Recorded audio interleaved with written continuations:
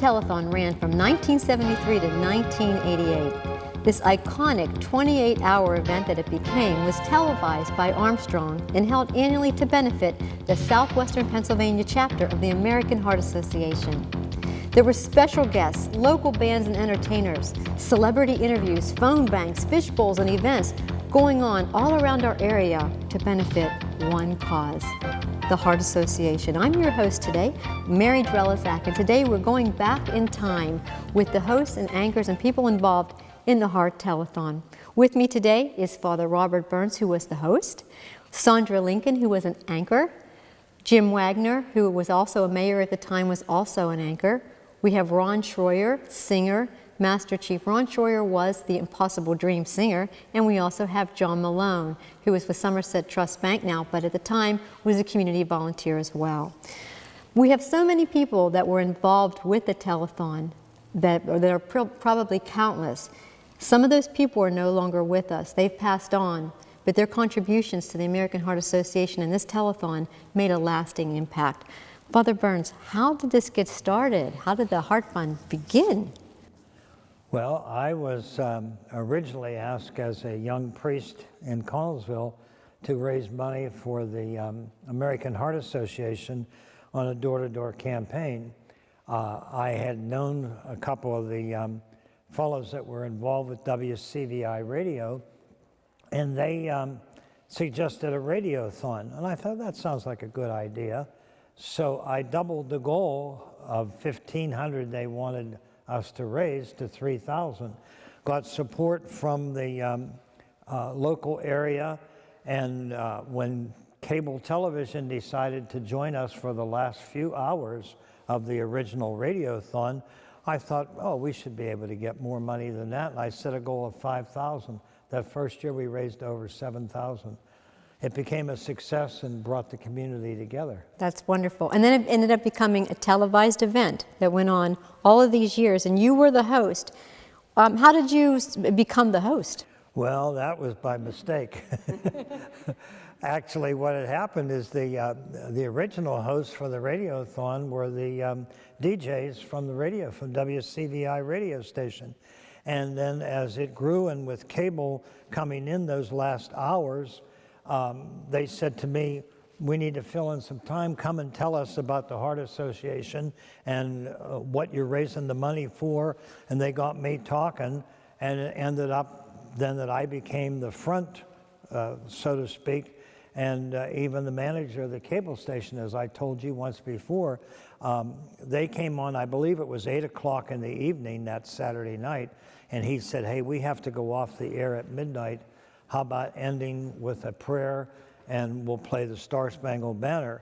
And that, people loved it, and they responded. The phones kept ringing even after we went off the air. Wow, so you know, even when it became a 28-hour event, that was a lot of time to fill to make things happen. Was there any kind of a challenge? What was the challenge of filling 28 hours of airtime?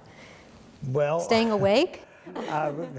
That might have been part of it, but I think it was mainly people that had the ability to bring others together, to talk, to entertain, to make the community feel that they were a part of it. And so when we established, as the years went on, we established a phone bank. We had people on there. We kept them on camera to be seen. And as you know, you were just a young girl at the time, but it just kept growing in the community. So the anchors were really, if you will say, the glue that held it all together. We have with us Sandra Lincoln and Jim Wagner, who were both anchors. So Sandra, tell me something. For years, you were the familiar face of the telethon. A little bit about what you did. Tell us a little bit about how you volunteered and what it meant to be an anchor. Well, when it first started, Dean Passato from Armstrong called me and asked me to be an anchor. And of course I was scared to death. Like I have the butterflies even today, 30-some years later. But it was exhilarating, it truly was. I mean, the adrenaline flowed, the people were so friendly. It was a great experience. It really was. That's wonderful. And Father Burns mentioned about he would position you both, any of the anchors, to be in front of the phone banks. Right. So that certainly kept it lively too. So what did you do in that role? What were you charged to do for your shift? Well, we read the pledges, of course, and everybody loved hearing their name and their neighbor's name with the contributions. And we would get the phone bank. We would go and get their names so that they could be on screen also, and did things on the sidelines when other people were on the anchor desk. It was great. I just want to add another thing that they did. The fact that they could read the names, they knew a lot of the people and they could pronounce the names correctly, and people loved that. But another thing they did is they would go down. We had the fishbowl down in the front of the set, the stage, and they would go down and talk to the kids, let the kids say something in their microphone and drop their money in the fishbowl.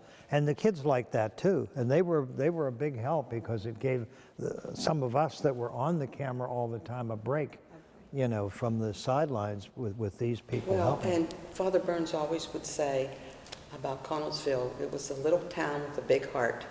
And I really think that if we compared it to Jerry Lewis Telethon, I think we did just as well. Yes, it's amazing what was accomplished. It was amazing. It truly was amazing. It was. Thank you. And Jim, you were part of this too. And when we talk about the community getting involved, you were the mayor at the time, serving as anchor. You must have been incredibly proud of our community in the 70s, certainly. Well, as mayor, I was very conscious of doing things that were positive for the community. And this certainly was a gangbuster when we got to that.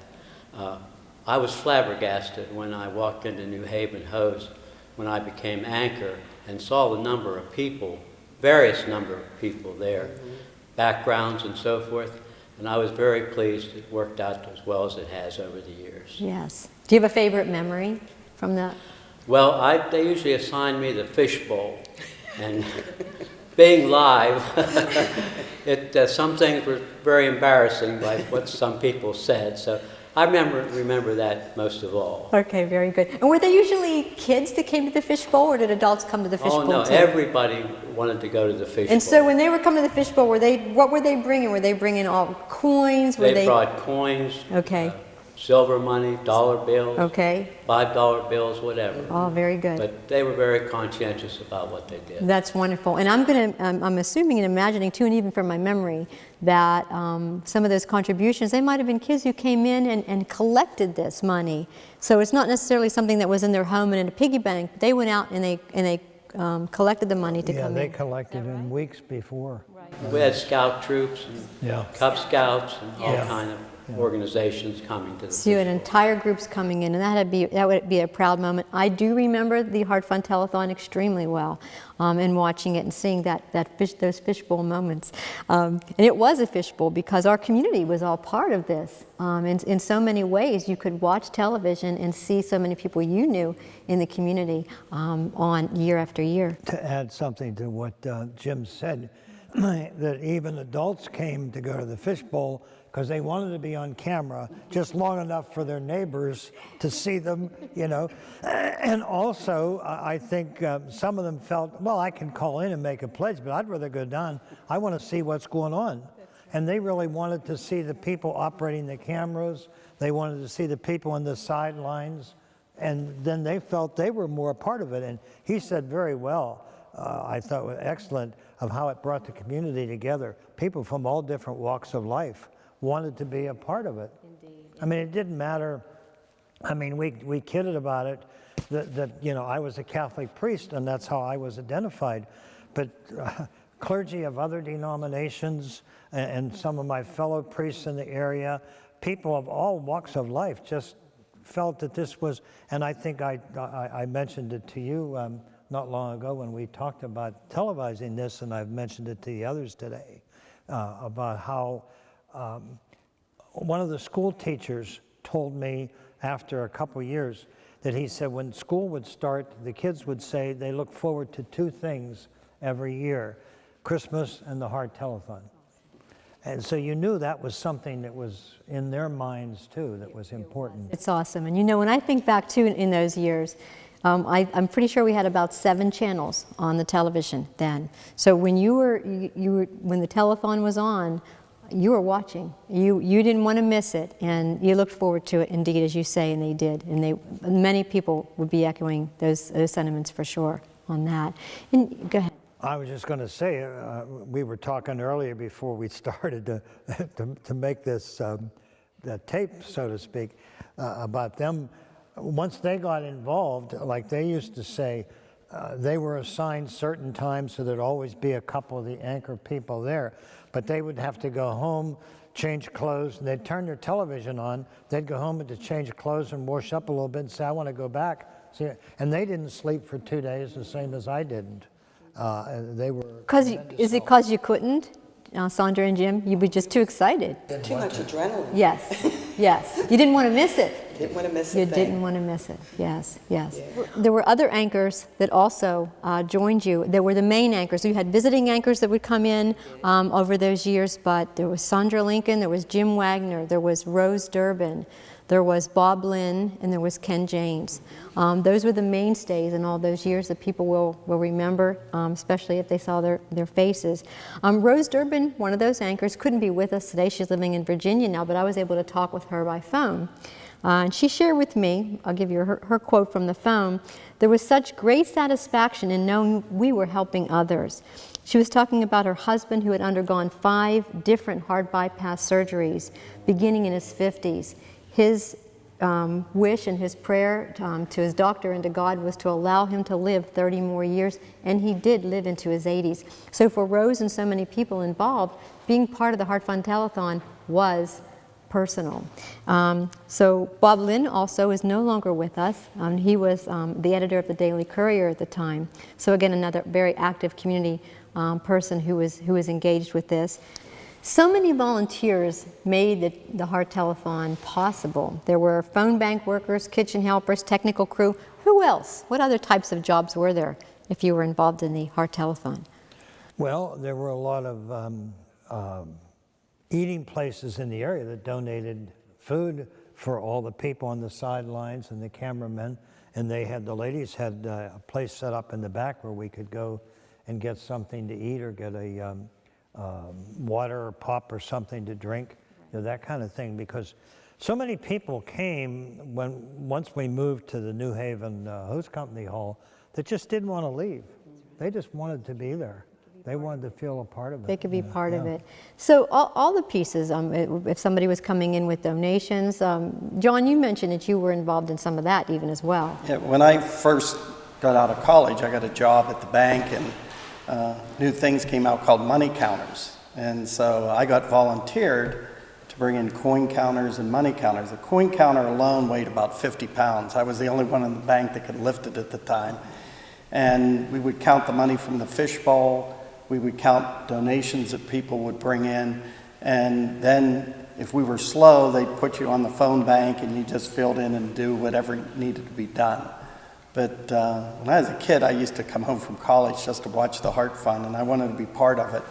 And that was my small way of giving back to it back in the early 80s. Do you feel, I know you're active in our community now, do you feel that the Heart Telethon planted that seed to give back in you in such a young age? Yeah, I think that was probably, as Father had said, next to Christmas, the biggest event in the community. People liked it, I think, because they got to see their neighbors, their friends, their children on TV. And at the same time, they were giving back to a cause, because everybody has someone in their family that would have a heart issue. And it hit home with everyone. And whatever it was, that was the glue of this community for almost two decades. So I think it was really something great that the community had going, and it kept getting bigger and gaining momentum, and everybody waited for that telethon. That's right, that's right. It certainly was, we talk about the glue that held things together in our community as well. So all these volunteers, in all these different capacities, from technical crew to the phone banks to the people that you can see and the people that you can't see and the people in the kitchen. Who organized all that? Somebody had to be in charge of all that. And I hear the name Ange Lujak so often. Absolutely. So tell me about Ange. Ange was a great volunteer. She was a very active lady at the Immaculate Conception Church where I was stationed when we first started the telethon. And she had a whole corps of ladies that worked with her on different things they did for the church and for the community. And she would get all them together in weeks and months before, doing stuff, organizing people. And she was and she loved being a part of the telethon. Very rare could we ever get her to come out in front of the camera. We could mention her name, but she would very rarely ever appear. Maybe at the end when we had everybody, but she was and she's in heaven now. That's absolutely right, she is. And when she was, the telethon was going on, she was positioning and scheduling volunteers and keeping it all straight. So we're grateful to. She's another one that never left. Yes. Never left the scene. And you talked about local businesses coming on board to support in so many ways. How did they support the telethon? Well, the things that they would give, like I don't think we paid for anything except the phones. I think we had to pay for the phones. But as far as the furnishings stuff, like I said, the food that was available, a lot of businesses would take up collections, at their business and bring it in, and then we would plug them. I mean, as far as like they would at the fishbowl or at the anchor desk, that's such and such a business brought in this amount of money. They had some kind of a little fundraising thing in their, I guess I can say, in their bar or whatever the place was, and they wanted to be a part of it. Bud Murphy's stood out without hesitation, and some of the other businesses in town. It was, as Jim said and Sandra said, it was a community effort. It was really a community, and everybody. And the thing that we need to remember is it was being televised from Connellsville, but it also included South Connellsville and Dunbar and Lysenring. I think one time I heard you coming from Mount Pleasant. I talked to you, you were in Mount Pleasant. Yeah, it was Mount Pleasant and Scottsdale, these Everson, these other communities all became a part of it because as the years went on, as we all know, it just grew. It also went to Uniontown too, didn't it? Well, that was thanks to actually National Cable, Armstrong got in touch with the cable company in Fayette County, further down in Uniontown, and expanded. And you can see on the advertisements that you have there, like that we used posters that when we were promoting the telethons, that they saw it as a good thing and wanted to be part of it.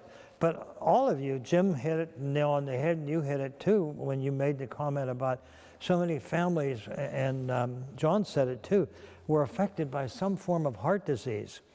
It was an organization that was fighting a cause that affected so many people. And even on the poster in the back, you see a young boy. There were kids that were born with heart defects that we knew that had to have open heart surgery very young at Children's Hospital. And families where somebody had a heart attack or a stroke. And I could go on, but I think in terms of when we had the former Miss America as a guest, she had a stroke when she was in her late 20s. She had been Miss Ohio and then became Miss America and was living in Washington, PA. And we had her as a guest because she became an outstanding spokesman nationally for the American Heart Association. Wonderful. So everybody, those that were affected and those that knew people that were affected, it's what mattered so much in making a difference in our community. Thank you. Well, my dear mother passed away from a stroke. Did she? Mm-hmm. Okay. How old was she? And 65. 65. Okay. 65.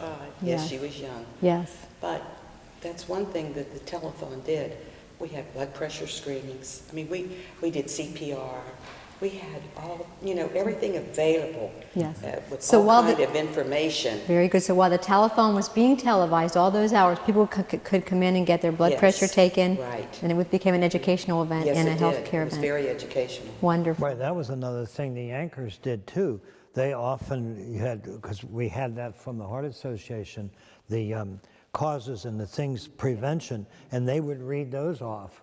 And we would show films that the Heart Association produced in order to fill in time also of segments, tapes like that they made that told about the causes of heart problems, high cholesterol, smoking, lack of exercise, those kind of things. So we saw it as not just a community working together, but as an educational tool that was helping people to better their lives. I was just thinking about this when you said this, and Sandra, you talked about, comparing it even to the Jerry Lewis Telethon and how successful this one was. Were you aware at the time of any other community doing what the Connellsville community was doing through Armstrong on the telethon? Not in that same vein, but we had, Pittsburgh had we were often compared to that, to the Children's Hospital telethon that would be on for a period of time. Thank you. Well, and there were other telethons in different parts of the country, because I can remember the American Heart Association when I got involved on their board and would go to meetings and that, and they would talk about it. But the thing that was unique about us, and I'm not trying to brag, but what was unique about us was it was such a small area. I mean, in Fayette County wasn't an affluent area, and we were getting money that people wanted to give. Whereas, and again, Sandra mentioned Jerry Lewis. Jerry Lewis was broadcast all over the nation and Canada besides, and the American provinces. Ours was a smaller area, and yet it was always successful. And I think it was because the community supported it. Thank you. And how many came in with $5, $10? It wasn't hundreds, and it all added up. It all mattered. Yes, it all did. mattered. It all mattered to them to give what they had. Well, when she's speaking of that, we had these mugs made for the 10th thing, and what we did, the gimmick we used was you could have one of these mugs that had the Heart logo and the dates and that on the front, and had my picture from the year before on the back, but it was for a contribution of at least $10 or more, but you had to come in and pick it up. We weren't going to send any out. That brought more people in during the course of the 28 hours because they said, I'm going to take my money in. They may have called in earlier and made their pledge, and then people like John and the ones that were back coordinating the money were taking these pledges that people brought in.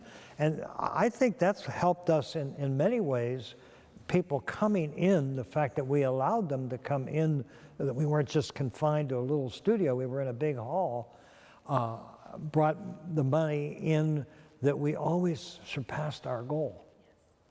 Because the people that couldn't come, they would mail them in. Yes, every year for 16 years you surpassed your goal. That was amazing. That was amazing. And that cup right there, as I recall, and if I'm correct, was made by Anchor Hawking locally.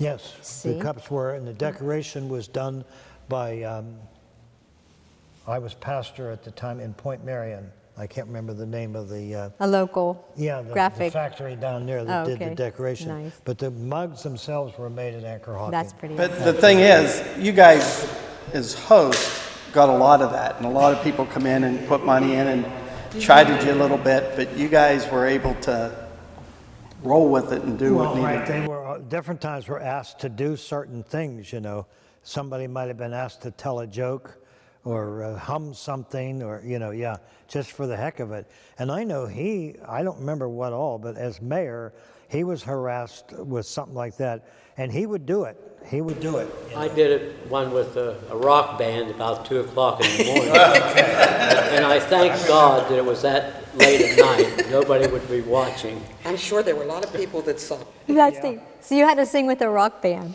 That's awesome. You know, and that kind of leads me to this, you know, this next piece of this is that there were so many people, the people that could come and be on the show. Lots of people came to be on the show, whether they came through the fishbowl or whatever it was, but there were also local bands, there were dance groups and entertainers who dropped by. I was looking at footage of the rock bands, and those 80s rock bands could rock. We're going to do a number now. I'm sure most of you recognize. Whether you like rock and roll or not, it don't matter. You all know this song.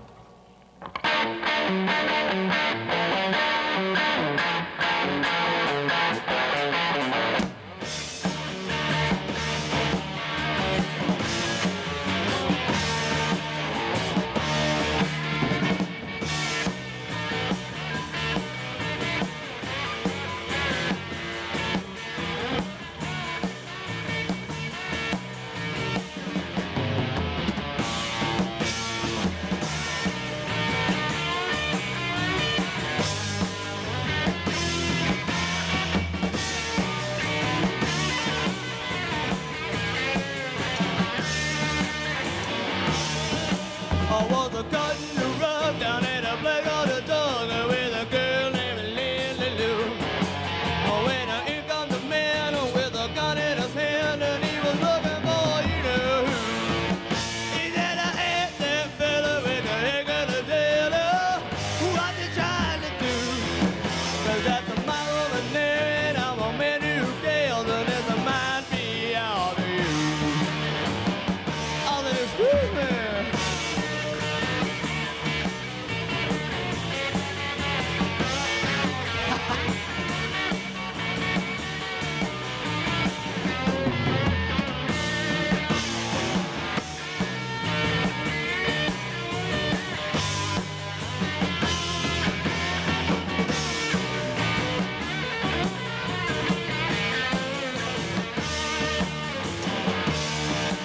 I wasn't scared and I'm fearing for my life. I was shaking like a leaf on a tree. But he believed in a mean and big man, Lord, boy, I gotta be. I said, wait a minute, mister, I didn't even care. So I'm not trouble with you. And I know you don't know me, but I wish you would let me ask for a favor from you. Nice and easy. Won't you give me 3 steps, mister, give me 3 steps toward the door. Give me 3 steps, mister, and then never say I've been no more. That's for sure. Show me that back door.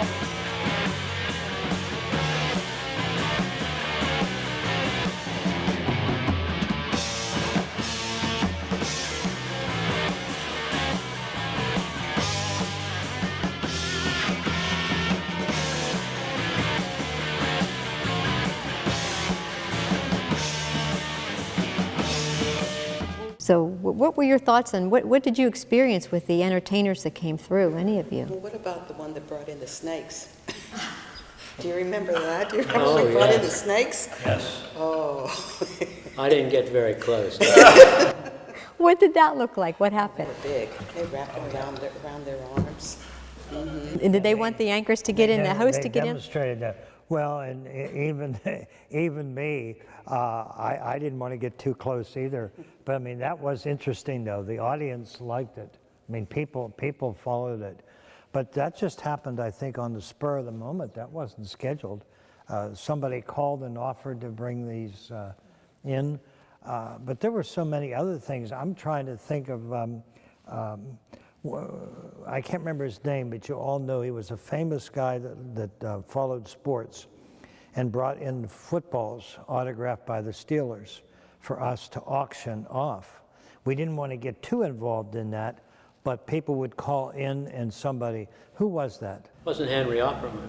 Henry Opperman, that's who it was. Yes, yeah. And that raised extra money for us, and that started the process. Again, we didn't want to do it too much, but it became interesting of somebody donating something that we could give away or we could auction off. And your cameraman mentioned to me before we went on the air for this about seeing me in this little cart And I remember that little cart was donated by somebody, and we would put a time on it. You have to call by such and such a time, then bring in that amount, and you would pick up that particular thing. Those were things that just happened that we didn't really plan, that were off the cuff, but yet worked. People liked, and it helped us to fill in. I mean, they all say, I always said I was a good talker, but and they did great reading the pledges. But 28 hours is a long time when you figure, and particularly through the night when we were tired.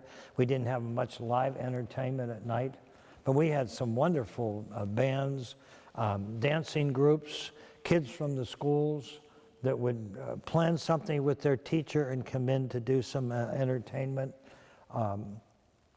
The Molinaro Band was one of the great ones that we had. We had puppets. Yes. And they did the coloring contest for the kids. Remember, the kids would bring color, I don't even know what they were coloring. Yeah. They had these big posters. That's what I say. There were a lot of things that were not. They did the phone bank too, the puppets. Right, that were not on our schedule, so to speak, that happened while we were on the air. And the cable people would say, go ahead, go with it, because it was variety. And it kept, and we'd have people, and I know they all had the same thing happen to them. In the weeks after the telethon, I would have people tell me, Father, I never changed my station. I kept it right on that station. I didn't go to any. I missed this or that I always watch regularly, but when the Heart Telethon's on in Connellsville, that's what I want to watch. And also we want to encourage, I don't know, what's the time? What's the correct time right now? What time is it? 9:37. I don't think my watch is right. 9:37. So we still don't have our audience back that's watching Dallas. No, we don't have them back yet. Well, we'll talk to them whenever they get back. Was there ever a time when something really went wrong? Probably behind the scenes, but But you never let them know. yeah, but we shouldn't talk about that, maybe, I guess, I don't know. Well, I can only imagine in all those hours and not knowing, sometimes it was very well planned out, but you never knew what some of those surprises were going to be. But whatever it was, you were always, able to handle that. I did see footage of you on the phone banks talking to some of the phone bank volunteers, and two kids came up on the ledge there, and they just became part of the scene, and you didn't expect them to be there, but they just came up to be part of it, and you handled them so well. So I'm sure anything happened, and we loved every second of it, so you did well. Well, another thing you were bringing to mind when we were talking before about the Uniontown station joining us in some of the later years, that made the telethon reach. I was a pastor in Point Marion, and the people from Point Marion then could see it. They had heard me talk about it over the years. And in fact, one thing that I remember distinctly was the mayor of Point Marion, who's in heaven now, allowed a couple of the police officers from Point Marion to come in uniform and were like part of like security. And they just wanted to be there, but people would talk to them, enjoy them. And the same thing with Connellsville. The authorities in Connellsville had some of the Connellsville police would come, Connellsville Township helped, and that was also good because it showed we wanted to provide security for the people coming in besides the people that were working there, the people in the back room that were handling the money, because a lot of money came in, and the bank took care of making sure it was deposited, directly to the bank, that nobody had to take it home or anything like unsafe. And what was funny, during the night, the numbers would be very low, but every year at the end, it was like George Bailey and It's a Wonderful Life. At the end, where everybody comes to his house and starts bringing money at the end, and they collect all this money. It just seemed like you'd never hit the goal. In the last 4 or 5 hours, everything kind of came to a crescendo. Well, and because what you guys had us do, they would say to me, hey, they got caught up on what they're counting in the back room, let's dump the fishbowl and add that. And when they dumped the fishbowl and add that on, that would bring my totals up. And then we would say, we only need this much more to go to reach our goal. And as he said, in the last couple hours, it just went faster because people wanted us to accomplish what we had started to do. Even though, and again, this is where I can bring in Ron, I said this before, I adopted the Impossible Dream as a theme song, I think after the first 1 or 2 telethons, and that's when then he came and sang it live for us. But in the beginning, we played it like on a record or on a tape. And I said it was simply because so many people had said to me when we first started in 1973, it's impossible. These telethons, radiothons, telethons don't work. People don't respond. They're small town things. It doesn't happen. And this community made it happen. Well, you talk about small communities. I was born and raised in Connellsville, and left at 18 years old and left for the military in the Vietnam War. Was away 10 years, and I can remember in 1978 returning as a young recruiter for the Navy. And the first time I saw you, or the first time I saw that television, and I saw this Heart Telethon, I was overwhelmed.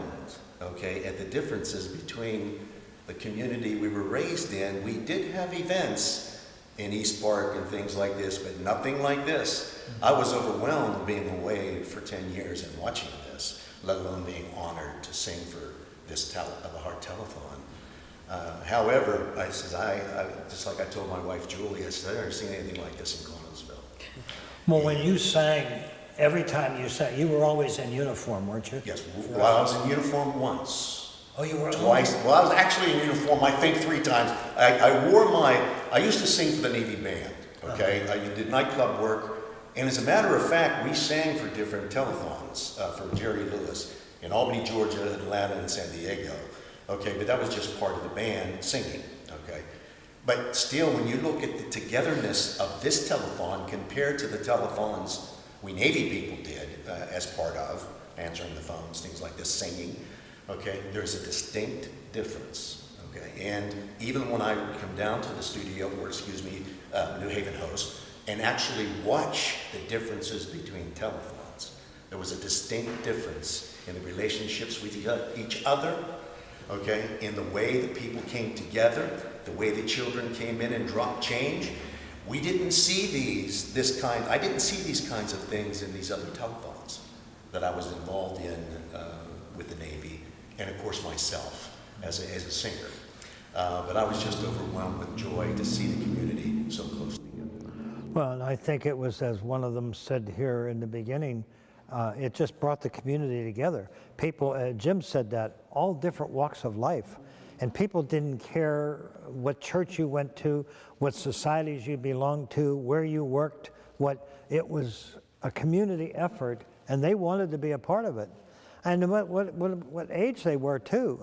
We had people coming in, walking in to drop off their pledge maybe with crutches or in a wheelchair or something. I want to see them. I want to see the camera people. I want to see what they're doing. I want to see what's happened behind the scenes, because it was right there. It wasn't that far away for them to drive to come and see it. The more I talk about it, the more I get enthused now, even now. But when I think of the Heart Telethon, I always think of Ron Troyer and the Impossible Dream. Always. I really do, even though he was only there a few years. Yes. I think you told me that came from Don Quixote. Yes, Broadway. Land for La Mancha. Yeah. And I've had it on TV one evening, and he does a better job than that soloist did on TV. Ron is an amazing singer. And it was an iconic piece of the telethon It really to hear was. Ron sing. Yeah. Well, and how I said how that came about was that the first year when Dean Basato, who was the manager of the cable company, came to me and said, we're going to go off the air at midnight. How about would you end with a prayer? And then they played the Star Spangled Banner, and they scanned the camera around. The people liked that. The next year, we had more people on stage for the closing. And I said, I can't remember whether we started the Impossible Dream that second year or the third year. I guess at this point it's irrelevant.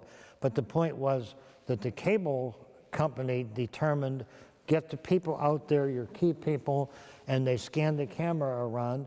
And when he sang the Impossible Dream, or whoever did the singing over the years, it was an emotional buildup for all of us, because we hadn't slept for 2 days.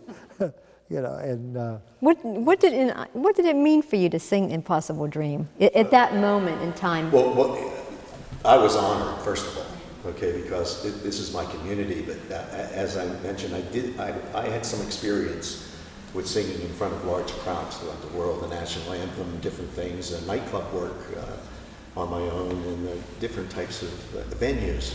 However, when you sing for your community that you grew up in, and you sing for people that you know, there's a new kind of nervousness that gets in there, and especially when my mother is sitting there, okay, Loretta, okay, because she's always my biggest critic, okay, but my point is, I think that I was afraid of making a mistake. If I make a mistake, I'm done, okay, but anyway, I was actually more nervous to sing there than I was singing for the Steelers in front of 68,000 people. I mean, I was more nervous at the Heart Telethon because I didn't want to make a mistake. I wanted it to be perfect like they made it perfect. Okay. Thank you. Very nice. I'll give you a trivia question. Do you remember what channel it was on in Connellsville? What channel the Heart Telethon was on? Well, today's Armstrong channel is 20. What was it then? 5. Initially Yes, it it was was. 5. I didn't remember for sure, but I was thinking 5. Yeah, it was initially 5. Well, this isn't being. Yes, it is. Oh. Yeah, we're good. Well, the reason I was going to say him asking that question is because when they used to take me out off the telethon time and other times of the year to go and interview somebody or do something at the school and they'd give me a camera, and then Dean would say, or one of the cameramen would say, now let us know when you're done. And I would go, this is Father Burns, located at wherever I was for national cable TV, and then they'd cut it. Yeah, and well, I guess that I would say Channel 5. Channel 5, and you're right, it was national cable TV in the early But days. then they made me, as time went on, they made me stop saying that because it was on other channels, as we mentioned, like whenever Uniontown joined us and so on, and they said, don't mention national cable TV. But I wanted to be like one of the news people from Pittsburgh, this is so-and-so in Connellsville for channel whatever. You were Father Burns from everywhere because it was being shown everywhere, and that's a good problem to have, isn't it? That's awesome. That's awesome. We're here today with the technical crew of Armstrong that has been here since the beginning, working hard behind the scenes, making it happen, broadcasting the telethon out to communities all around our region. They're going to tell you a lot about what has happened behind the scenes and the memories that they have today. Thanks for being with us. I'm Bruce Gerhardt. I've been with Armstrong for 45 years. Back when the telethon started, we all kind of worked together and did a little bit of everything from camera work to technical divisions. I'm now in charge of material control at our Connellsville office. My name is Jack Thornton. I was with Armstrong for 41 years. I'm retired now. But back then, during the telethon, we did everything from anything, worked with Father Burns, and he kept us pretty busy. But it was a great telethon. I'm Tony Kovaleski. I've been here 38 years and didn't do all of the first ones, but I think I started in 1980 or 81. 1980 I started, so we did everything from running cameras to pulling wires to you name it, whatever we needed to do. Yeah. Mike Jobby. I've been with Armstrong 40 years. I started here in the Connellsville office in 1978 and worked with these fine people for 17 years before moving to Butler to the corporate office. And I'm now the Chief Technology Officer for the Armstrong cable and telephone companies. And boy, during the telethon, as these guys said and Chanel said, we did everything. Right, we did, but the really interesting part is we did things to get the telethon on from locations that we had never been done before, and that was a lot of fun to see it work. I'm Chanel McBeth. I've worked at Armstrong for 39 years, and pretty much I did everything from running cameras to keyboard and whatever it took to make the operation run for the telethon. And I'm a customer service rep. Yeah, so Mrs. Clark, I forget her first name, she was at the telethon when it was on the west side, and all the WTAE stars came and played basketball before they started the bundle up auction. and Paul Long. Yes. Yeah, Paul. And Paul Long and John Murtha getting in a fight behind the curtain. Remember that? I do. Yeah, we heard this yelling and screaming. Yep. It was Paul Long and John Murtha going at it. What were they fighting about? Politics, I'm sure. Yeah. But they were. You could hear them. We had to go back and because you could hear them on the air. Yeah. Tell them to Calm be quiet. Go Yeah. outside if they're going to fight. That's Yep. funny. Yeah, it is pretty funny. All those behind the scenes. Yeah, we used to get the soap opera stars from General Hospital. Yes. Mm-hmm. Yes. WTAE would get General Hospital stars to come and play basketball at Connellsville High School during the telethon. And we would switch away to a live broadcast from there. Yes. Yeah. Yeah. Remember that? From the high school. Yeah. And All the they work. would, it was the soap opera stars. Was it General Hospital, I think? And one year we had some guiding light stars. Yes. Got your light, yeah. So WTAE was kind of a big spy. This was before they started to bundle up auction. Then they had their own charity. Right. But they'd get ABC to send in stars to Connellsville. So who was the one actor that played Rerun? So I remember he came. They brought all kind of stars from ABC, Remember the names. sitcoms, yeah, and soap operas I to know, I can't I Connellsville. remember that. I can't remember Yeah. that. Yeah. That's why you're the spokesman. No, Oh, don't yeah. do that. When you were talking about going to a live broadcast from the telephone site, in that day and at that time, how technically difficult was that, or how smooth did that go, or how unsmooth did that go? What was that like to have to be in? Basically, you were in a truck, right? Mm. That was Operation Central. The truck wasn't set up. We had to build a truck to We had do to it. bu- yes. Out of an Yeah. old van we Yes. had. The equipment we had was old. You hoped Yeah. it would hold up and not totally fail. Right. So we had very old cameras, Yes. single tube cameras for years, and we kind of did things that was never done before Not to get it conventional. around. Not Jack- conventional. It was this guy and myself, and it would be on our system, and we'd use our network to get the video from the fire hall back to the head end in Scottsdale, turn it around and send it out on the forward network. And then it was around 1983 or so, we used an old microwave link, and we microwaved the telethon to Heron Communications in Greensburg and Helicon in Uniontown. Yes. And Yes. Jack and I went and installed this microwave equipment, and Yeah. we were told by Eastern Microwave we were allowed to use it, but we had our doubts. But it was only over the weekend, so we knew we wouldn't get in Right. trouble. So Jack and I made it, and then we lost all the microwave dishes. And in 1986, I remember Bill Corbett calling, "What are we going to do?" Yep. And I remember telling Bill, I said, "We own a satellite uplink company. It was called Armstrong International Teleport." I said, "Call there and tell them you need an uplink truck and you need time on a satellite."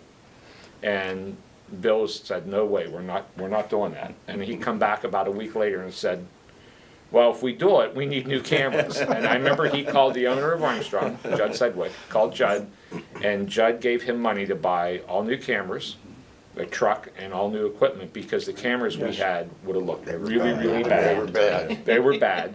We'd spend weeks before trying to make them look good, and they'd look great, and then we'd turn them on, and they'd look really bad. Yes. So, Equipped. so Judd gave Bill the money to bought a truck, bought all new panel van. That truck still exists, by the way. We donated it to the town of Titusville, Pennsylvania. Still exists. I don't know what they do with it, but it's on an old 1986 truck body. And it was a panel truck, and we had new cameras, and those cameras existed till just recently. And so it would look good. And we actually, in 1986, took the telethon from being just on Greensburg here in Uniontown to anywhere and everywhere. All the Armstrong systems, Warner in Johnstown before it was Time Warner, they carried it. They actually did a little mini telethon of their own, and they'd use us as like the national feed, and then they'd cut away. And it was in Butler and everything too. yeah, we put on all the Armstrong systems in Pennsylvania and Ohio. Yeah. And Comcast carried, was not Comcast, it was TCI carried it in Pittsburgh. So it was on in Pittsburgh. And I remember, I was thinking about this. I remember the night we went on, because we did this so many years, we were fine. But that first night we went on the air, I was sitting at the production switcher, You were at the audio controls. Yeah. Joe Joe, I Oh, forget how yeah. you say Joe's last name, was directing. He still lives here in Connellsville. You need to talk to Joe also. Kosciuszko. Kosciuszko. That's it, yeah. Was director, and it was 5 till 7, and you could have heard a pin drop. Yeah. Yep. Because we were like a nervous wreck, right? We were like, okay, it was no big deal last year. Now everybody's seeing it everywhere, and if we hit the wrong button, Yeah.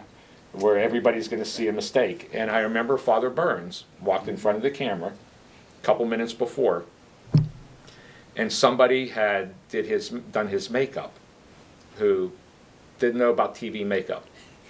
And you remember Bill Corbett leaving the truck and taking a handkerchief, and wiping all this makeup off of Father Burns' face?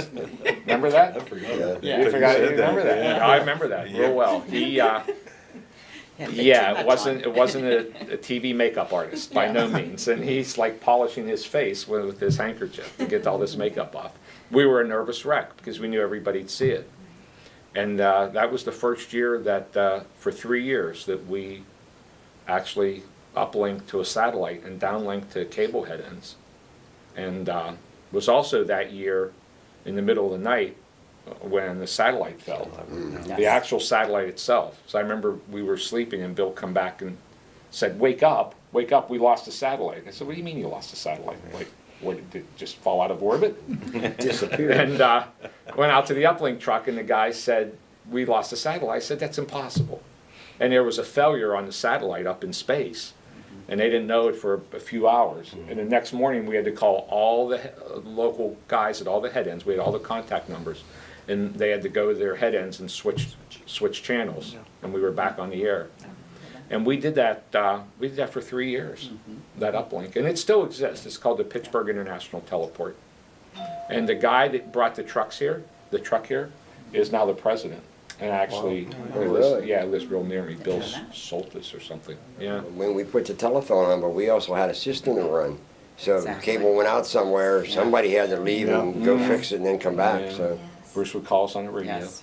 find us. What did we have Giggle. over at New Haven? Was it just a trailer?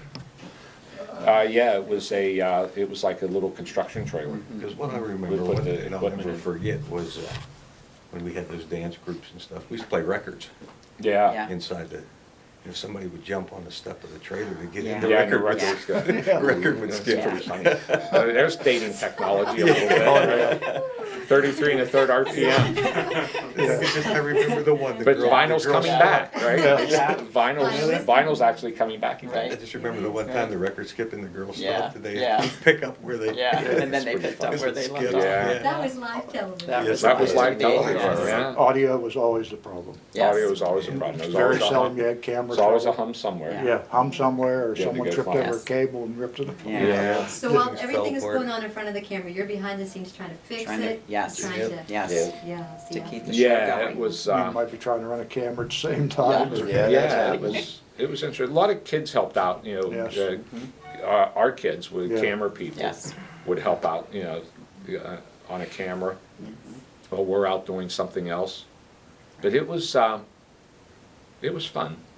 You know, when he would say the prayer at the end, I think that was sort of put the blessing on the Yeah. whole thing of the many hours that we worked. That sort of put a blessing on all of us to be able to prepare for the next year, because usually, like we said, once you did it, you know, hours, not even hours, minutes probably afterwards, we were talking about what we could do for the next year to improve or make it better. Yeah. And, you know, and that's really, you know, where it all stemmed from. And thank goodness for Dean that he had an insight, and Father Burns that he had an insight to help, you know, the Heart Association to be able to raise as much money as what we did over the years. It was a blessing. When I was 14 years old, I met Father Burns through my involvement with the Connellsville Lions Club. And I was doing a lot of still photography at the time, shooting for the local newspapers, the high school yearbook, and things like that. And I wanted to do studio camera work at the telethon. And I knew Father Burns, of course, was running the telethon, and I asked him if he would get me on a camera so that I could have that experience. And he said, well, I'll tell you what, you're pretty young yet. I'll tell you what, you do me a favor, you shoot still photos for me this year. Next year, I'll get you on studio camera. I said, okay. I was a little disappointed, but I said, that's a deal. So I went to the telethon, shot all the, stayed for many, many hours, shot as many pictures as I possibly could, never wanted to leave. And then after the telethon, I went and I purchased a calendar with those big block squares, hung it up on my bedroom wall, and started Xing off the days until the next year's telethon. That's how much I wanted to be involved in television production and everything that the Heart Association of Father Burns was doing there. So next year rolled around. I was a few months away from the telethon. I reminded Father of his promise. He said he didn't forget, and that he would make sure I got on camera. So I showed up at the telethon not knowing anybody, and it was the beginning of something really amazing for me. I was so taken by the whole experience, all the gadgetry, the way the cameras worked, the way we were broadcasting live out to people across the community. Who else was doing that? Now today they have that in high schools. Everybody's doing live production. You can go live on Facebook, for crying out loud. You can go live with your phone. But back then you couldn't. That was a special experience at the time. And so I got on camera just as he promised, and I ran camera for 18 hours straight. 18 hours I was on studio camera, and I knew I had to be in the television field as a career. So there as a high school person, I knew what my future was. My future was going to be in television. And today I work in television. I work at the PBS station in Pittsburgh. And I have had tremendous experiences all around the world with documentaries and local productions. And I can honestly say that if Father Burns hadn't fulfilled his promise, and Bill Corbett, who was manager at the cable company at the time, hadn't taken me in as a mentor, I never would have this career today. Bill Corbett was more like a father figure. He just took me under his wing and made sure I knew how to do everything correctly, which still pays off to this day. When I do something at work, people complain that I'm too meticulous. And I'm like, that's the way Bill Corbett taught me to do things. Okay, getting ready for the telethon was always an interesting experience. We did a lot of pre-production, and we also did a lot of upgrading of equipment before the telethon. We would build new production trucks. One year we built a production van where the director would sit and the audio person would sit, and a couple of people would sit inside a van outside the building. All the cameras would hook up into that van, and they would have a switcher, and they would switch between the cameras. The director would call the shots. And so the van was a vital piece of equipment. It seemed like as we got closer to the telethons, Armstrong would purchase new equipment. So it was always a mad rush to try to get the trucks together. So we'd be working, like 10, 12, 16 hours wiring the trucks, putting these things together. And we built a few really nice production trucks. The first year we built the production van, we didn't have time to secure the racks that held the equipment into the van. So they were just sitting in there. Well, that's not a problem unless you live in Connellsville and have to drive down Crawford Avenue, which is the main hill through the downtown, to get over to the west side where the telethon was being held. So Bill said, "Paul, you just sit in the back and hold the racks while I drive." I'm like, oh. I said, okay. So we're going down the hill and they're sliding forward. And I said, Bill, please just don't hit the brakes hard or I'm going to be crushed by this television equipment, But I managed to hold them all in place with my entire body up against the racks, and they stayed there. And it was a big sigh of relief once we got over to the telethon, that's for sure. But those were great memories. I spent weeks painting the backboard flats, the flats that acted as the background at the telethon. Some were a reddish, like a pinkish red. Another one was blue. We had various colors, and they were all this flat paint. Bill said, that's the way we do it. You paint these flats, make them as nice as you possibly can. That's the background that everybody's going to see. And then they would put big phone numbers for the phone number, which people could call in and pledge, over top of those flats. Another memory that stands out in my mind was the time I almost ruined the entire telethon because I spent weeks wiring cables for this new intercom headset system that all the camera operators and the director would wear. Anybody involved in the production was wearing a headset so that we could hear what the director needed. And so it was a very sophisticated piece of equipment. And all of the cabling for these headsets had to have these connectors soldered on the ends. So I spent weeks, every single day after school, coming in, soldering these cables together with these connectors. There was one wire so small, you could barely see it. But apparently it crossed the path in between two poles of the wire and shorted out when they plugged in the system at the start of the telethon. We were maybe an hour away from the start of the telethon. We fired up the communication system and the whole thing fried. It's gone in a puff of smoke. Having no idea that it was my fault, I wasn't worried about that at the time. I still feel bad about that to this day. But what saved the day was Spottos. Because Bill Corbett and I were over in the music store at Spottos, and we noticed that they sold these wireless headsets. Now this was 1984, 85, I can't remember the year exactly, but they sold these wireless headsets that were battery operated, okay?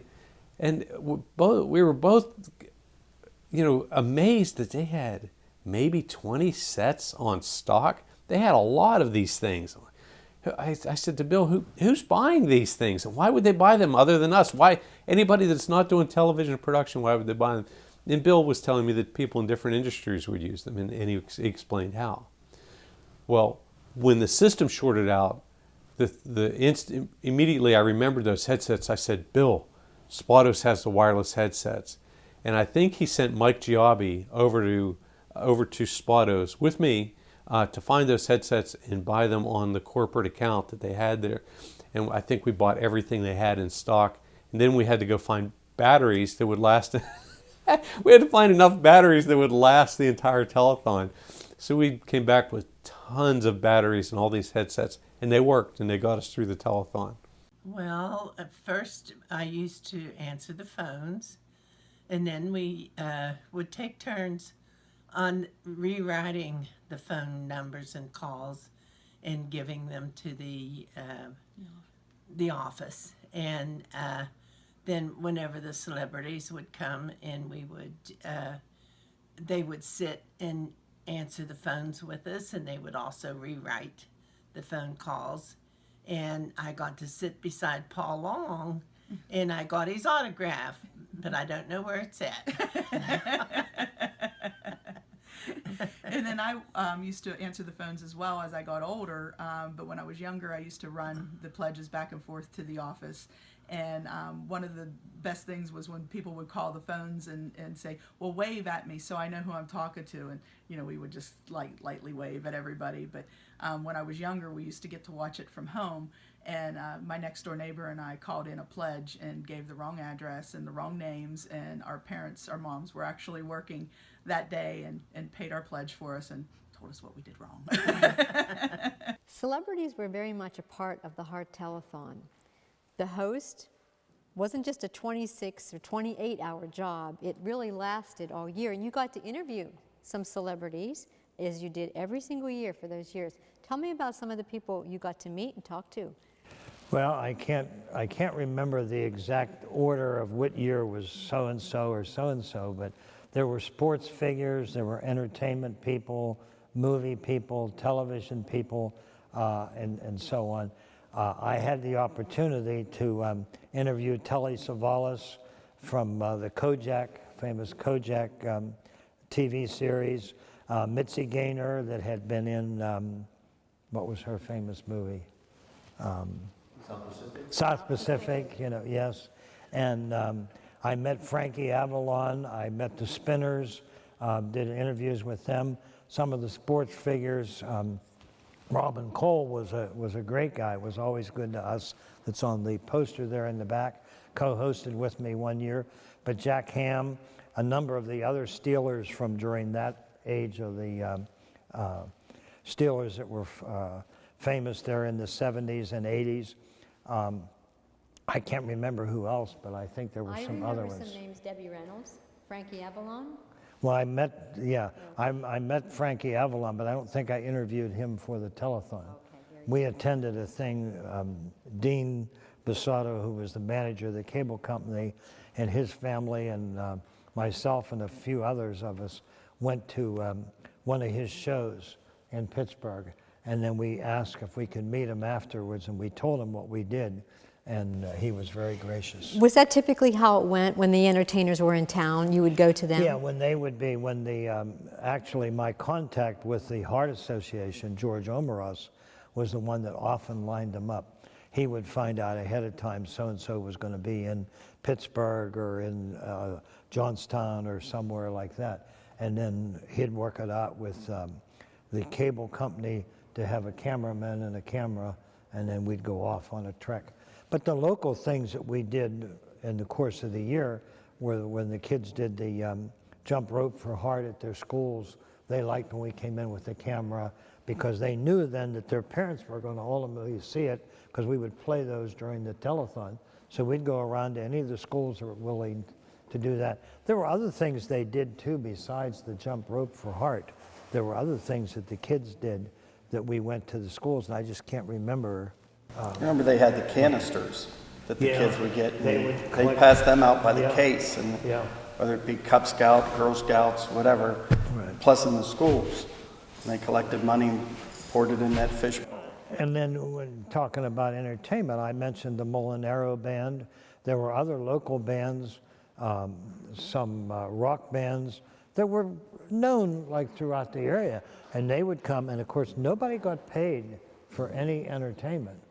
And that reminds me, we had a couple other people from some of the other shows that were on television at the time, and even the one poster in the back there that I'm pointing to, we had soap stars from some of the current soap operas at that time that came in live because they were going to be in the area of Pittsburgh, and the Heart Association would tell them what we were doing. Would you be willing to come in? And that brought people in too because they wanted to. I think Jimmy Schilling from Capitol Buick back in the day, one of his college roommates was a soap star, and he brought in some of his friends, and it was like bedlam down at the New Haven Hose. An example of like businesses that supported us in in different ways. I mean, the car dealerships. I mentioned the bars before, the restaurants, the supermarkets, McDonald's. I mean, I'm not trying to do a commercial now, but they were all wanted to be a part of what was happening in Connellsville. No matter where you were, from your home or your business, you wanted to be part of it. That's awesome. Well, I personally have this certificate that my mother, my dear beloved mother, and my sister had a spaghetti dinner to benefit the Heart Association in 1982. Whoa. I didn't even remember. Wasn't that nice? She said looking through stuff. Yes. Yes. You see that all right. But I mean, this is what it was. It was, your family, your extended family, everybody wanted to be a part of it. They really did. That's right. Holding dinners. Yes. Yeah. That's Oh yeah. And the various fire departments, and there were different sports groups and that would also take up collections to bring it, to bring in their donations to the fishbowl or whatever. So there were all these things happening all over the communities, all year long, not just during that time of the telethon aired. John, you were involved in one of those outside events. Yeah, we, during one of the breaks of the first telethon that I worked on, Father Burns was talking about the Steelers, and he came over and he was gracious to everybody. And we had talked about, when I was in college, I saw a Pittsburgh Steeler basketball football game. And we should have, or basketball game with the football players. And I said, we should have that in Connellsville. And he said, go do it. And we did it. And I didn't know what I was doing. I was 23 years old. Called a gentleman out of Pittsburgh by the name of Baldy Reagan. And he said, yeah, we can put that together for you. And I think they played the teachers from the high school. And we put it together and sold tickets ahead of time. People's like Mancuso's Barbershop, I can remember selling the tickets, and we collected the money. And we ended up making about $700 or $800 after we paid the Steelers. And they only took a small stipend for their expenses to come down there. And I can remember coming down to New Haven, and again, they didn't have Steeler uniforms on or anything like that. So no one knew who they were to introduce them. And one of the Steelers stayed next to me, and Father said, come on out here and introduce them. And the Steelers kept telling me, whispering who the next one would be as we introduced them, but they enjoyed it. They thought it was great that they got to be on local TV and raise money for a worthy cause. Do you remember Rick Woods? He said that you went up to Nemacolin. He was playing golf, and he asked you to bless the 13th hole for him. I don't remember. I don't remember that. The 13th hole. 13th, that's what he said.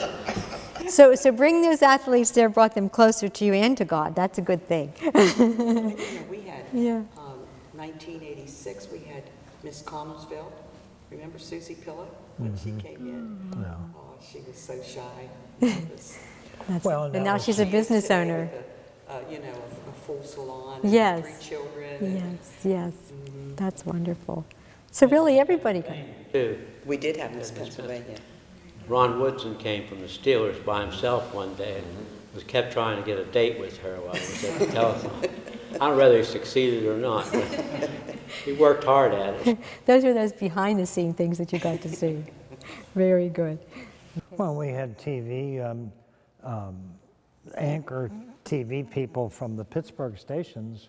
I was saying that when we were talking before.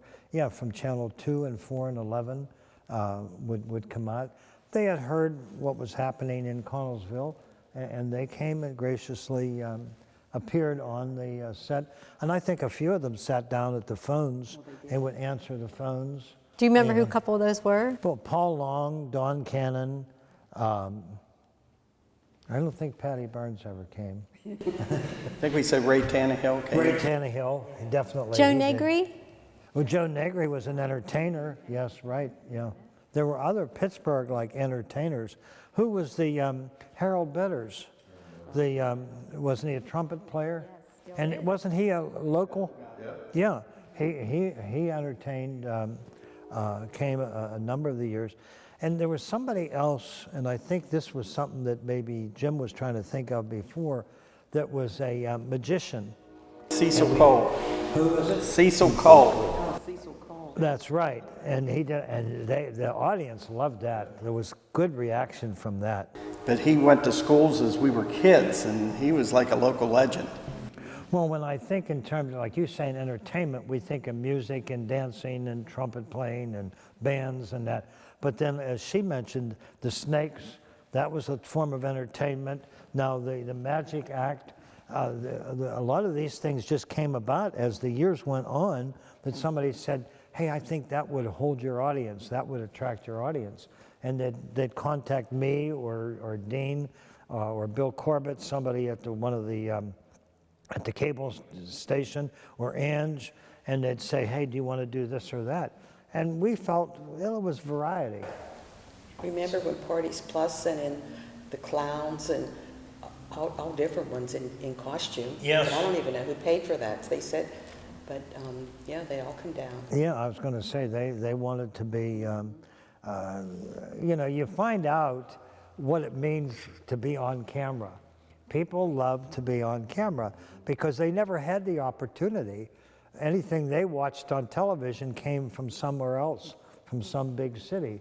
This was coming from their town where they lived and where they grew up, and where they were a part of, as Ron said there before.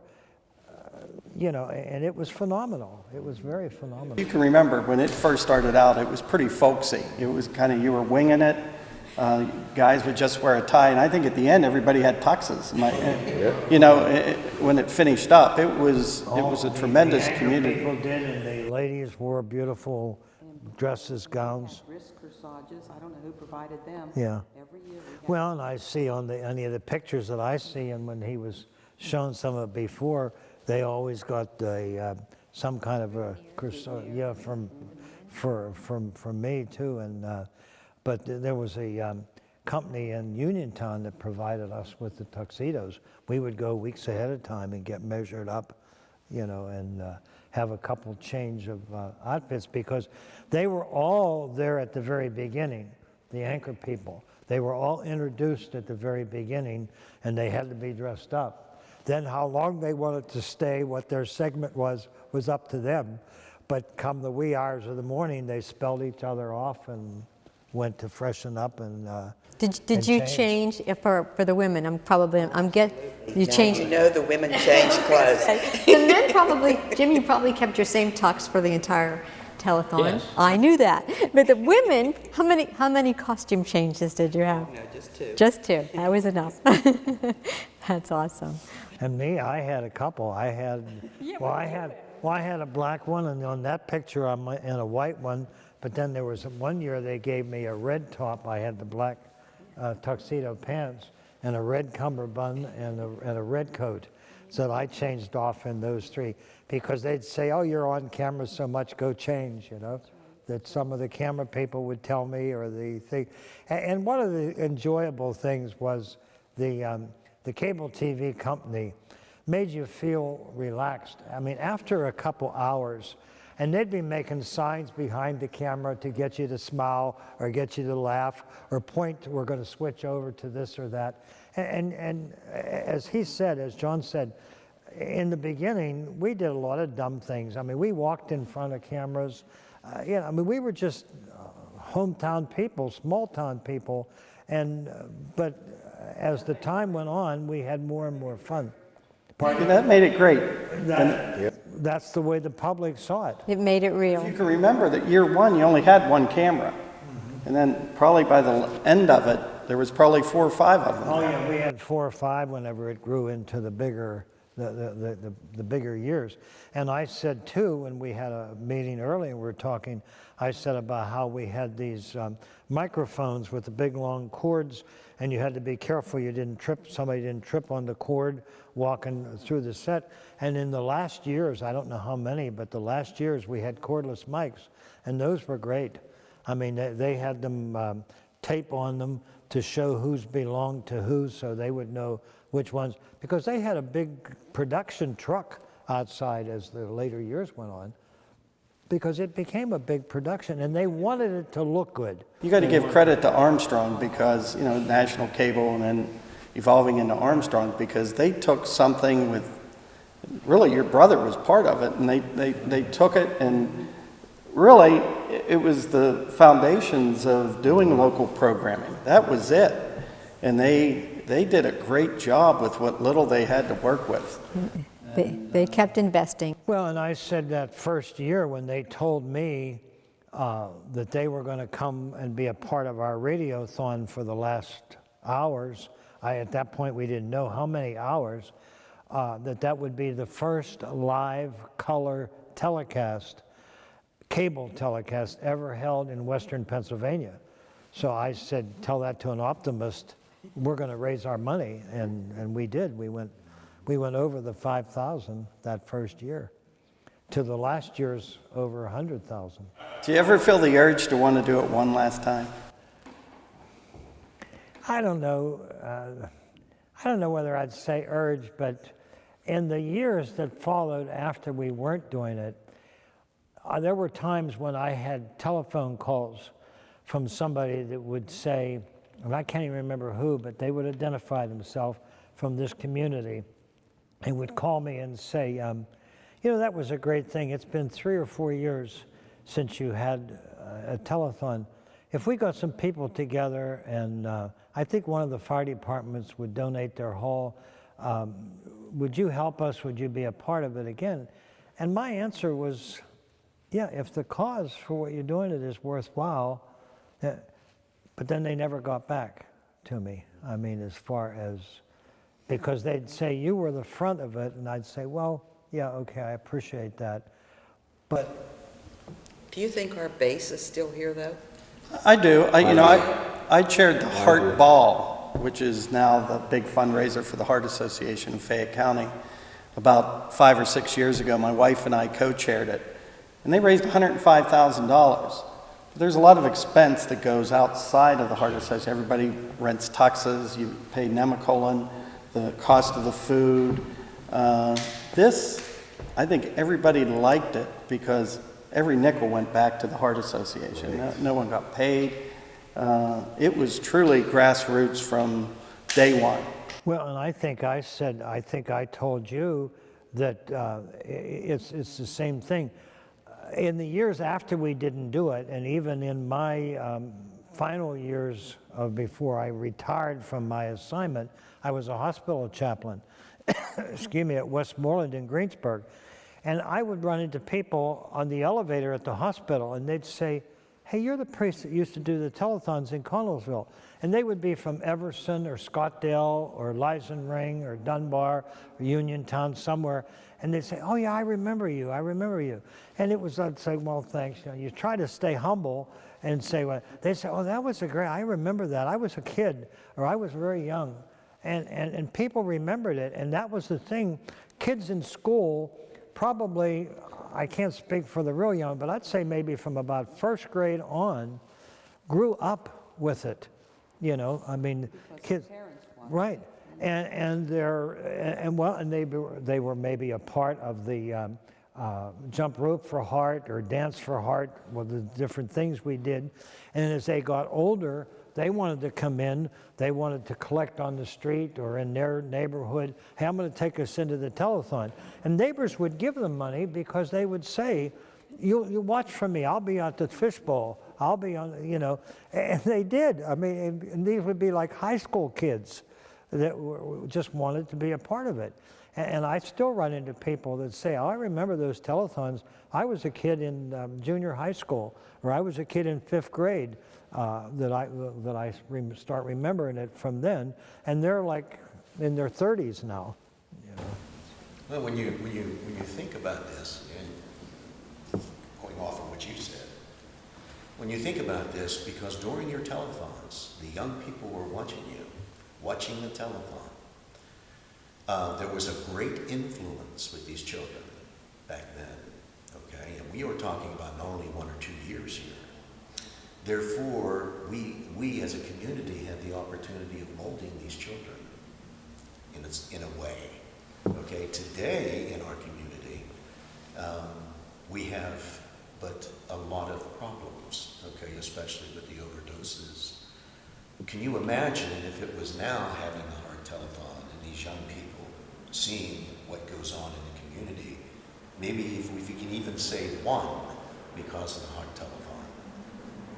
It's worth doing, is what I'm saying, okay?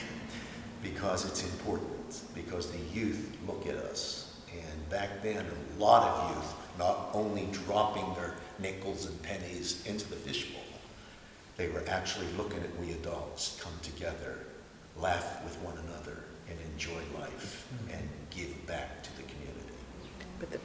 Well, and as Jim said before too, the amazing thing to me was people from all different walks of life. I mean, older people, middle-aged people, younger people, professional, hardworking laborers, you know, and it didn't matter, school teachers, you know, they were part of the community. But the community was not just Connellsville. That was the heart of it. That was the heart of it because that's where it was televised.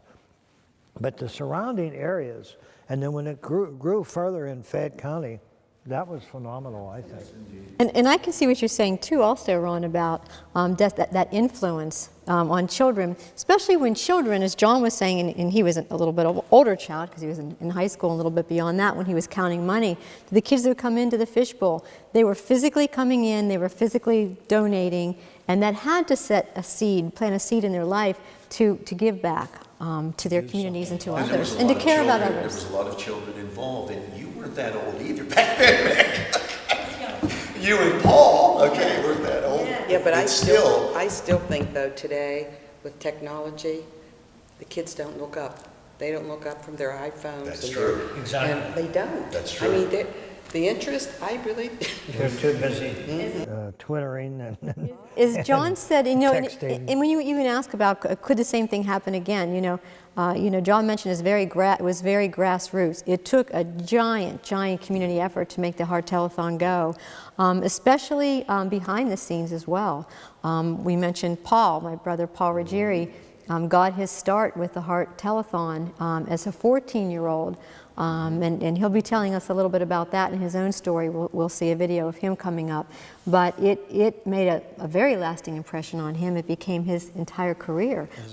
It's his life work, exactly. And it was because of the Heart Telethon. So you get to see it from all those angles.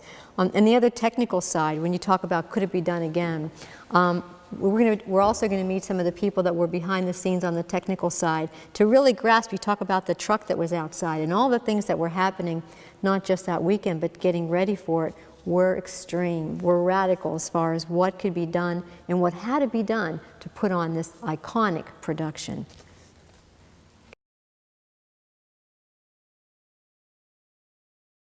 Over the, 15, 17, how many years was it? 17? 16 years. 16 years. Yeah. How much total was raised? It was near $1 million, correct? Or over $1 million? I think my recollection from the way I did a rough draft of figures last night, it was a little over $1 million. But if I rounded off the last ones, if it wasn't exactly $1 million, it was doggone close to Do you it. think then, if you take the time value of money, what that would be worth today? Yes. In today's number, because I work with money all the time, you're probably talking close to $10 million in today's terms, which is unfathomable given this community, as small as it is and so on and so forth. But, that is just unbelievable. And to think that you made a difference. A good friend of mine, Bill Mazurowski, if everybody knows who he is, he had heart valve replacement surgery about 2 months ago. He went in on a Monday morning, had the surgery at 7 o'clock, and was home in his kitchen on Wednesday. And they didn't cut him open. They did it through a catheterization process. He's doing great. But had we not raised those kind of monies, the Connellsvilles and other communities throughout the United States, we may not have those techniques and procedures and the medicines available to save lives. And so, really, I think it made a difference. Not to say that more can't be done, but those little grassroots efforts made a big difference. Absolutely. Thank you for doing that. Thank you all for being part of the Heart Telethon. There were so many that were part of the Heart Telethon. Again, so many that aren't even with us today anymore. But each one of them did make a lasting contribution. And to you, this show is dedicated. To everyone who had a part to play in any way, shape, or form to make the Heart Telethon such a success all those years and to make such a difference in the lives of others. Thanks so much for being with us. Let us pray. Heavenly Father, we thank you for the blessings of this day. We thank you for the opportunity to get together, to share this time, to recall some happy moments, some special moments from our lives when we worked so hard for what we sincerely believe was a marvelous cause, and what brought the community together and brought all of us together to serve our fellow man, to serve you, and to continue as a wonderful community in splendor and in love. And we hope that it will inspire many people to always support their communities and to support and love one another. Amen. Amen. There are a number of things that come to my mind, and we started this 10 years ago, and so many things come to my mind at the last minute, and I never really know what I'm going to say, but I just try to say something that is meaningful and that is sincere. And all of us have our critics. None of us are perfect. And maybe there are those who do not believe that this is the most important cause to raise money for, to fight for. We can live with that because everybody's entitled to his or her opinion. But many of us believe that it's a doggone good cause to fight for, and that's why we do it. And also because we enjoy working together. Several things that come to mind this year on our 10th anniversary is we showed several times throughout the show a segment that we had made or we had saved from last year's telethon that said that I promised you the best telethon that we could ever do. Well, I think in many ways, many ways, we tried to do that. And I, for one, think that we succeeded in many ways. We had all kind of brand new equipment here because of the goodness and the generosity of Armstrong Utilities. We had all kind of people helping to get this telecast out to you. We started 2 hours earlier, and we went 28 hours instead of 26 hours.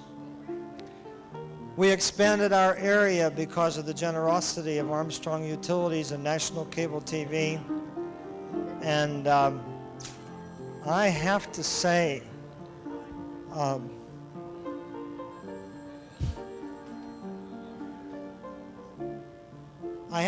because of one man who especially appreciated this community and all that they did. And his name's Bill Corbett, and he's the manager of this station.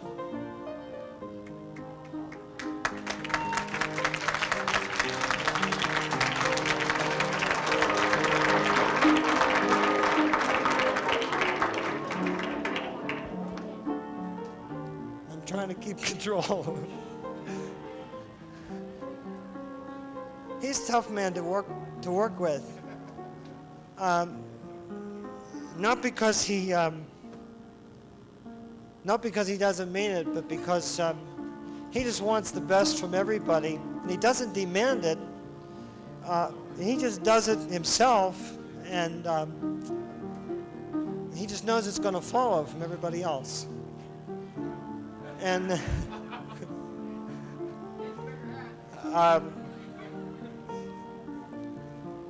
10 years ago, people said it was all impossible. And so we took The Impossible Dream as our theme song. And we proved that it was possible from a community like this, with the addition of the southern part of Westmoreland County, of Scottsdale and Mount Pleasant, and all of the surrounding areas, to raise more than $250,000 in over 10 years. So we set a lofty goal, and we passed that goal, and it will depend on what you people out there do, whether we will make it or not. But you've come through every year, and we know that you will this year, that you'll mill it in, and you'll fulfill your commitment. So to everybody to whom I owe thanks, thank you. To all of those whom I forgot, thank you. To all of those whose lives have been touched by heart disease or heart attack, we're trying to fight the nation's #1 killer, and we're doing our best, and we know many of you are doing your best. We appreciate your money, we appreciate your time, we appreciate your sincerity, we appreciate your efforts. And somebody gave me a signal before that I had about 3 minutes, and I think I've used up about one of those. And this, ladies and gentlemen, is Bill Corbett. A heck of a nice guy.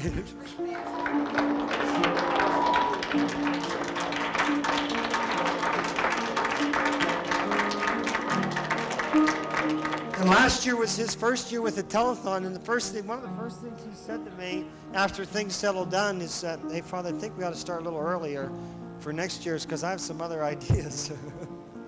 6 o'clock next year.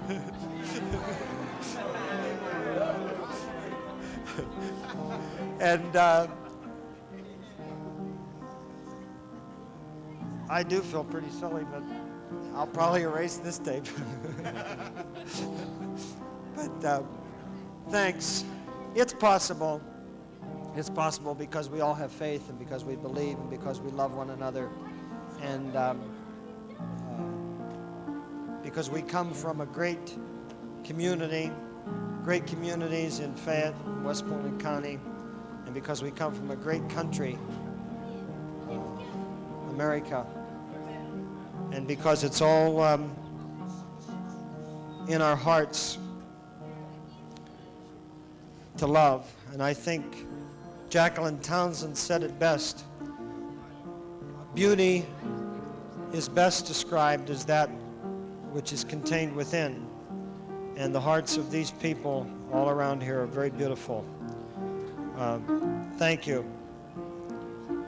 And let's not forget to thank God for all that He has done for us. And so we bow our heads in prayer. Let us pray. Heavenly Father, you love us so much, and you try so hard to help us, and we so often do not understand. And sometimes we even turn away. But then very often there are those who come along in our lives, other people who help us to appreciate that life is far too short and that every day passes far too quickly,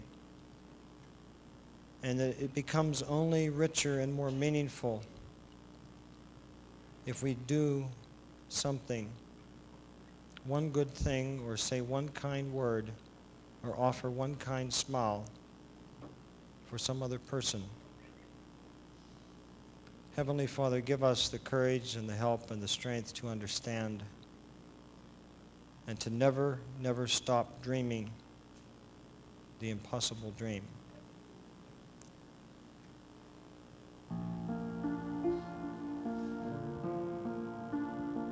To dream the impossible dream, to fight the unbeatable foe, to bear with unbearable sorrow, to run where the brave do not go, to right the unrightable wrong, to love pure and chaste from afar, to try when your arms are too weary, to reach the unreachable star. This is my quest, to follow the star,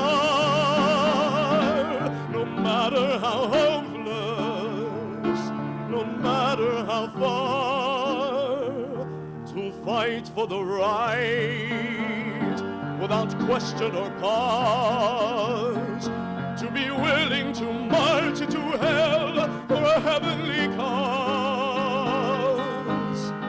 And I know if I'll only be true to this glorious quest, and my heart will lie peaceful and calm when I'm laid to my rest.